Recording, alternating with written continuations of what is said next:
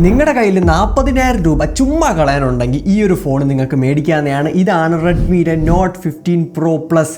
And ഈ ഒരു ഫോണിൽ ഒന്നും തന്നെ പ്ലസ് ആയിട്ടില്ല. ഇത് ഞാൻ യൂസ് ചെയ്തതിൽ ഏറ്റവും വേസ്റ്റ് ഫോണാണ് ഈ ഒരു വർഷത്തിൽ ഞാൻ കണ്ടത്. കാരണം ഇതിൻ്റെ പ്രൈസിനനുസരിച്ച് ഒന്നും തന്നെ ഇതിൽ കൊടുത്തിട്ടില്ല. നല്ല ക്യാമറ ഉണ്ടോ? ഇല്ല.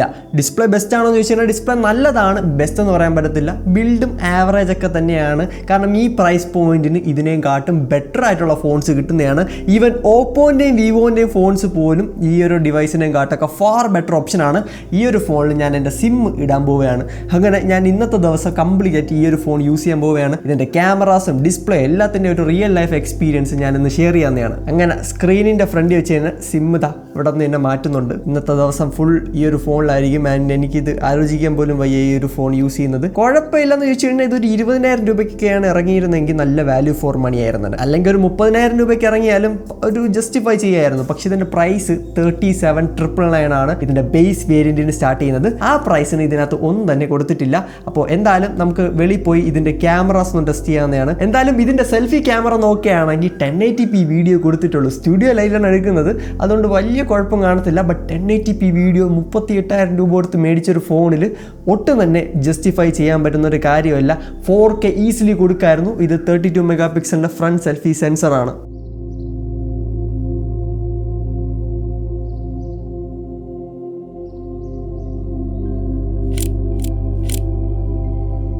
ഓക്കെ, അപ്പോൾ ഇതെന്ന് പറയുന്നത് 200 മെഗാ പിക്സലിൽ OIS ഉള്ള ക്യാമറയാണ്. അപ്പോൾ സ്റ്റേബിൾ വീഡിയോസ് കിട്ടണം. 4K 30 FPS കൊടുത്തിട്ടുള്ളൂ.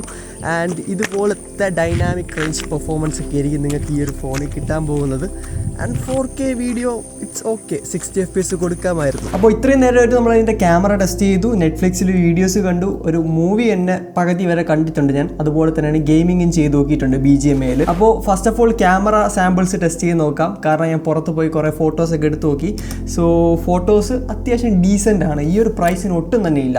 ഈ ഒരു പ്രൈസിന് അങ്ങനെ പറയാൻ എനിക്ക് ഒരു താല്പര്യവും ഇല്ല ആക്ച്വലി. പക്ഷേ പറഞ്ഞു പോകുന്നതാണ്. കാരണം ഈ ഒരു പ്രൈസ് പോയിന്റ് നോക്കുകയാണെങ്കിൽ വിവോൻ്റെ ആണെങ്കിലും ഓപ്പോൻ്റെ ആണെങ്കിലും ഇനിയിപ്പോൾ സാംസങ്ങിൻ്റെ ആണെങ്കിലും ഇതിനെയും കാട്ടൊക്കെ ഒരുപാട് നല്ല ഫോട്ടോസ് എടുത്തിരുന്ന ഫോണുണ്ട്. ഈ ഒരു ഫോണിൻ്റെ ക്യാമറ ശരിക്കും ഒരു 25,000 രൂപയുടെ ഫോണിൻ്റെ പെർഫോമൻസ് ആണ് തരുന്നത്. പിന്നെ 3x ലെൻസോ അല്ലെങ്കിൽ 2x പോലും ഒപ്റ്റിക്കലി കൊടുക്കാത്ത എന്തുകൊണ്ടാണെന്ന് എനിക്ക് ഇതുവരെ മനസ്സിലായിട്ടില്ല. കാരണം ഇത്രയും പ്രൈസ് മേടിക്കുന്നുണ്ടല്ലോ, ഇതൊക്കെ ഈസിലി കൊടുക്കാന്നുള്ള കാര്യങ്ങളാണ്. അതുകൊണ്ട് തന്നെ ഈ ഫോൺ ഞാൻ മെയിൻലി റെക്കമെൻഡ് ചെയ്യുന്നില്ല. പിന്നെ ഇത് എപ്പോഴെങ്കിലും ഓഫറിന് വരെയാണെങ്കിൽ നിങ്ങൾക്ക് നോക്കാൻ പറ്റിയതാണ്. എന്തായാലും ഇതിൻ്റെ സാമ്പിൾസ് ഞാൻ ഇവിടെ കൊടുത്തേക്കാം. ആൻഡ് ഞാൻ ഇതിലെടുത്ത ഫോട്ടോസ് നോക്കാനാണെങ്കിൽ ഒരു 25,000 റുപ്പീസിൻ്റെ റേഞ്ചിലുള്ള ഫോണിൻ്റെയൊക്കെ പെർഫോമൻസ് ആണ്. പിന്നെ ഒരു കാര്യം, ഈ ഒരു ഫോണിൽ നിന്നിട്ട് ഈ ഒരു USB കേബിളിലോട്ട് അല്ലെങ്കിൽ ഈ ഒരു അഡാപ്റ്ററിലുള്ള മെമ്മറി കാർഡിലോട്ട് കോപ്പി ചെയ്യാൻ വേണ്ടി എൻ്റെ കയ്യിൽ നിന്ന് ഒരു 7-8 മിനിറ്റ് എടുത്തിട്ടുണ്ട്. അതും ഒരുപാട് ഫോട്ടോസൊന്നുമില്ല, വളരെ കുറച്ച് ഫോട്ടോസ് ഉണ്ടായിരുന്നുള്ളൂ. ഇതിലും കൂടുതൽ ഫോട്ടോസ് ഞാൻ ഈ ഒരു പ്രൈസ് സെഗ്മെൻറ്റിലുള്ളതും ഇതിൽ നിന്നും കുറഞ്ഞ ഫോൺസിനും ടെസ്റ്റ് ചെയ്ത് നോക്കിയപ്പോഴും വളരെ ഫാസ്റ്റ് ആയിരുന്നു. ഇതിൽ UFS 2.2 ആണ് വരുന്നത്. ഒന്നാമത്തെ റീസൺ അതിൻ്റെ സ്പീഡ് ടെസ്റ്റിംഗ് കാരണം വളരെ കുറവാണ്. നോർമൽ UFS 2.2 കൊടുക്കുന്ന ഫോൺസിനും ഇതിനെയും കാട്ടും മച്ച് ബെറ്റർ ആയിട്ടുള്ള റീഡ് ആൻഡ് റൈറ്റ് സ്പീഡൊക്കെ കാണാറുണ്ട്. ബട്ട് ഇത് വളരെ വളരെ മോശമാണ്. റെഡ്മി അല്ലെങ്കിൽ ഷവമി ഇതെന്തുകൊണ്ട് ഇങ്ങനെ ഒപ്റ്റിമൈസ് ചെയ്യാതെ കൊടുക്കുന്നു? ഒന്നാമത്തെ റീസൺ ഈ ഒരു പ്രൈസിന് UFS 2.2 ജസ്റ്റിഫൈ ചെയ്യാൻ പറ്റുന്ന ഒരു കാര്യമേ അല്ല. ഫോട്ടോസൊക്കെ നോക്കുമ്പോൾ ഡീറ്റെയിൽസ് അത്യാവശ്യം ഡീസൻ്റ് ആണ്. ഡൈനാമിക് റേഞ്ച് ആണെങ്കിലും ഫോട്ടോസിൽ ഡീസൻ്റ് ആയിട്ടാണ് ഇവർ ക്യാപ്ചർ ചെയ്യുന്നത്. അങ്ങനെ വലിയ ഇഷ്യൂസ് ഒന്നും ഫീൽ ചെയ്തിട്ടില്ല. ഫ്രണ്ട് ക്യാമറ ഫോട്ടോ എടുക്കാൻ കൊള്ളാം, എന്നാൽ വീഡിയോ എടുക്കാൻ അവിടെയും 1080p റെക്കോർഡിംഗ് മാത്രമേ സപ്പോർട്ട് ചെയ്യത്തുള്ളൂ. ഇത്രയും പ്രൈസ് കൊടുത്തിട്ടും ഇത്രയും ഒരു ഡീസൻറ്റ് ക്വാളിറ്റി ഒക്കെ കിട്ടുന്നുള്ളൂ. സോ അതെനിക്ക് പേഴ്സണലി ഇഷ്ടപ്പെട്ടിട്ടില്ല. ബട്ട് ബാക്ക് ക്യാമറയുടെ ഒരു ഇൻഫീരിയർ സെൻസർ കൊടുത്തിരിക്കുന്നതുകൊണ്ടും ബാക്കി ഒരു ടെലിഫോട്ടോ ലെൻസ് കൊടുക്കാത്തതുകൊണ്ടും ഇതിൻ്റെ ക്യാമറ ഇനി ആരൊക്കെ നല്ലതെന്ന് പറഞ്ഞാലും നിങ്ങൾ എന്നെ സാമ്പിൾ കണ്ടു നോക്കിയിട്ട് മേടിക്കുക. ഇനിയിപ്പോൾ ഞാൻ പറയണൊക്കെ കള്ളത്തിനാണെന്ന് നിങ്ങൾക്ക് തോന്നുകയാണെങ്കിൽ ഈ ഒരു ഫോൺ പോയി പർച്ചേസ് ചെയ്തോളൂ, എനിക്കൊന്നും പറയാനില്ല. അപ്പോൾ ഈ ഒരു ഫോൺ എനിക്ക് എൻ്റെ ഒരു രീതി വെച്ച് നോക്കുകയാണെങ്കിൽ നിങ്ങൾക്ക് നോക്കാൻ പറ്റിയത് വിവോൻ്റെ V സീരീസ് ആണെങ്കിലും ഓപ്പോൻ്റെ റെനോ സീരീസ് ആണെങ്കിലും അല്ലെങ്കിൽ സാംസങ്ങിൻ്റെ S സീരീസ് ഒക്കെ ഈ ഒരു പ്രൈസ് സെഗ്മെൻറ്റിൽ അവൈലബിൾ ആണ്. ഇതിനെക്കാട്ടും മച്ച് ബെറ്റർ ക്യാമറ അവിടെ കിട്ടും. ഈ ഒരു ഫോണിന് വേണ്ടി പൈസ കൊണ്ട് കളയരുത്. അപ്പോൾ ഇപ്പോൾ കാണുന്ന വീഡിയോ എന്ന് പറയുന്നത് ഇതിൻ്റെ 4K 30 FPS വീഡിയോ ക്വാളിറ്റിയാണ്. ആൻഡ് ഈ ഒരു ഫോണിൽ നെറ്റ്ഫ്ലിക്സിൽ നമുക്ക് HDR സപ്പോർട്ടും ഡോൾബി വിഷൻ്റെ സപ്പോർട്ടും കൊടുത്തിട്ടുണ്ട്. ഇതിൻ്റെ ഫ്രണ്ടിലുള്ള ഡിസ്പ്ലേ ഒരു കോഡ് കർവ്ഡ് ഡിസ്പ്ലേ ആണ്. ആൻഡ് അത്യാവശ്യം നല്ലൊരു ഡിസ്പ്ലേ തന്നെയാണ് ഇവിടെ കൊടുത്തിട്ടുള്ളത്. ഡിസ്പ്ലേയിൽ എനിക്ക് വലിയ കുറ്റം പറയാനില്ല, നല്ല പാനലാണ്, നല്ല ബ്രൈറ്റ്നസ് ഒക്കെ കൊടുത്തിട്ടുണ്ട്. HDR പെർഫോമൻസും വളരെ നല്ലതായിട്ടാണ് എനിക്ക് പേഴ്സണലി ഈ ഒരു ഫോണിൻ്റെ കാര്യത്തിൽ ഫീൽ ചെയ്തിട്ടുള്ളത്. അവിടെ കംപ്ലൈൻറ്റ് പറയാനില്ല. പക്ഷേ ഈ ഒരു ഫോണിൻ്റെ ടൈപ്പ് ഡിസ്പ്ലേ ഏറ്റവും ബെസ്റ്റ് ആണോ എന്ന് ചോദിച്ചു കഴിഞ്ഞാൽ അല്ല. അതുപോലെ തന്നെയാണ് എനിക്ക് ക്വാഡ് കർവ്ഡ് ഡിസ്പ്ലേ അത്ര താല്പര്യമുള്ളതല്ല. കാണാനൊക്കെ ഭംഗിയുണ്ടെങ്കിലും ടെമ്പർ ഗ്ലാസ് കിട്ടാൻ ബുദ്ധിമുട്ടാണ്. പിന്നെ എളുപ്പം സ്ക്രാച്ച് ആവാൻ എൻ്റെ ഒരു യൂസ് കേസ് വെച്ച് നോക്കുകയാണെങ്കിൽ ഞാൻ എപ്പോഴും ഫോൺ തറയിടാറുണ്ട്.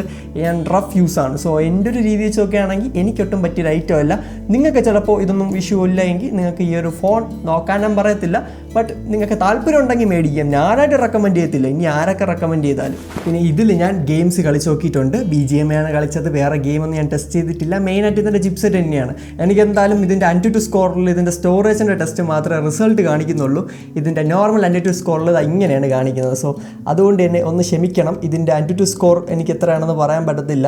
എന്തായാലും സ്നാപ്ഡ്രാഗൺ 7S Gen 4ൻ്റെ പെർഫോമൻസ് ആണ് ഇവിടെ കൊടുത്തിട്ടുള്ളത്. UFS 2.2ൻ്റെ സ്റ്റോറേജ് ആണ്. ഈ പ്രൈസിനൊക്കെ ഇതൊക്കെ എങ്ങനെ ജസ്റ്റിഫൈ ചെയ്യുമെന്ന് എനിക്ക് യാതൊരു ഐഡിയ ഇല്ല. ഇനി എത്ര പേര് ഈ ഫോൺ അടിപൊളിയാണെന്ന് പറയുമെന്ന് എനിക്ക് കാണണം. കാരണം യൂട്യൂബിൽ ചില ചേട്ടന്മാർ ഈ ഒരു ഫോണൊക്കെ എടുത്ത് വെച്ചിട്ട് അടിപൊളിയാണ്, ഇത് ഭയങ്കര കിടിലുവാണെന്നൊക്കെ പറയുന്ന ചില ടീമുകളുണ്ട്. സോ അവരെയൊന്നും എനിക്കൊന്നും പറയാനില്ല. പക്ഷെ നിങ്ങൾ ഒരു ഫോൺ പർച്ചേസ് ചെയ്യുമ്പോൾ നേരെ വേണം റിസർച്ച് ചെയ്തിട്ടൊക്കെ മേടിക്കുക. പിന്നെ എനിക്ക് ഇഷ്ടപ്പെട്ട ഒരു കാര്യം മെറ്റൽ ഫ്രെയിം ആണ്. ഈ ഒരു ഗെയിമിംഗ് ചെയ്യുമ്പോൾ പോലും ഈ ഒരു ഫ്രെയിമിൽ ഒരു ഹീറ്റും വരുന്നില്ല. BGMIയിൽ 60 FPS ഗെയിമിംഗ് ആണ്. സോ ഒരുപാട് പെർഫോമൻസ് ഓറിയന്റഡ് ഫോൺ അല്ല. അതുപോലെ തന്നെയാണ് ചിപ്സെറ്റും ഭയങ്കര പെർഫോമൻസ് അല്ലെങ്കിൽ പവർ എടുക്കുന്ന ചിപ്സെറ്റ് അല്ലാത്തതുകൊണ്ട് തന്നെ ഈ ഒരു മെറ്റൽ ഫ്രെയിം പോലും എനിക്ക് ഹീറ്റ് ഫീൽ ചെയ്യുന്നില്ല. അതുകൊണ്ട് എനിക്ക് ഒന്നേ പറയാനുള്ളൂ, ഗെയിമിങ്ങിന് ഈ ഒരു ഫോൺ സ്കിപ്പ് ചെയ്തു. ഗെയിമിങ്ങിനുള്ള ഫോണേ അല്ല. എന്നാൽ നല്ലത് കണ്ടാൽ നല്ലതെന്ന് പറയണമല്ലോ. ഇതിൻ്റെ ഡിസ്പ്ലേ പോലെ തന്നെയാണ് ഇതിൻ്റെ സ്പീക്കർ പെർഫോമൻസ് അടിപൊളിയാണ്. ഈ ഒരു പ്രൈസ് സെഗ്മെന്റിലുള്ള one of the best speaker performance ആണ്. ഇതിൽ ലൗഡ് ആണ്, ഭയങ്കര ബേസ് ഹെവി ആയിട്ടൊന്നും നിങ്ങൾ മാക്സിമം ലൗഡ്നെസ്സിൽ എക്സ്പെക്ട് ചെയ്യല്ലേ. പക്ഷേ ഇതിൻ്റെ 100% തന്നെ മോർ ദാൻ ഇനഫ് ആണ്. ഇതിൽ 400% വരെയൊക്കെ യൂട്ടിലൈസ് ചെയ്യാൻ പറ്റും. ചെവി അടിച്ചു പോകുന്ന സൗണ്ട് ആണ്. അപ്പോൾ സ്പീക്കർ പെർഫോമൻസ് അടിപൊളിയാണ് ഈ ഒരു ഐറ്റം. പിന്നെ ഒരു കാര്യം, ഡുവൽ സ്റ്റീരിയോ സ്പീക്കേഴ്സ് ആണ്. ബാക്ക് പാനൽ പ്ലാസ്റ്റിക് ആണ്, വൈബ്രേഷൻ ഒന്നും വരുന്നില്ല. പ്ലാസ്റ്റിക് ആയിരുന്നിട്ടും ഫുൾ വോളിയത്തിലൊക്കെ വെച്ച് ടെസ്റ്റ് ചെയ്ത് നോക്കിയിട്ടുണ്ടായിരുന്നു. അടിപൊളി സ്പീക്കർ പെർഫോമൻസ് ആണ്. പിന്നെ ഈ ഒരു കളർ എടുക്കാതിരിക്കുന്നതാണ് ബെറ്റർ, കാരണം ഇത് പ്ലാസ്റ്റിക് ആണ്. ഇതിന്റെ ഒരു വീഗൻ ലെതർ ഓപ്ഷൻ കൂടെ വരുന്നുണ്ട്. ചിലവർക്ക് റഫ്യൂസ് ഒക്കെ ആണെങ്കിൽ പ്ലാസ്റ്റിക് എടുക്കുക. നോർമൽ അല്ലെങ്കിൽ ഒരു കേസ് ഒക്കെ ഇട്ടാണ് യൂസ് ചെയ്യുന്നതെങ്കിൽ ഞാൻ കൂടുതൽ പ്രിഫർ ചെയ്യുന്നത് ആ ഒരു വീഗൻ ലെതർ ബാക്ക് ആയിരിക്കും. പക്ഷെ ബാറ്ററി ഭയങ്കര ഇംപ്രസീവ് അല്ല.